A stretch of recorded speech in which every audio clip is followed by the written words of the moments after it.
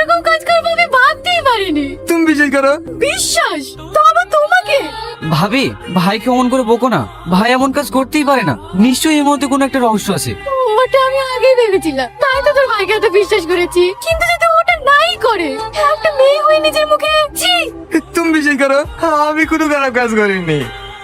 ভাবি, আমার মনে হয় এটা ভাইকে বাঁচানোর একটা চক্রান্ত। সেলিম ভাই, মনরা সবাই চলে এসেছে, তোমাকে ডাকছে। চাচ্ছি চলো।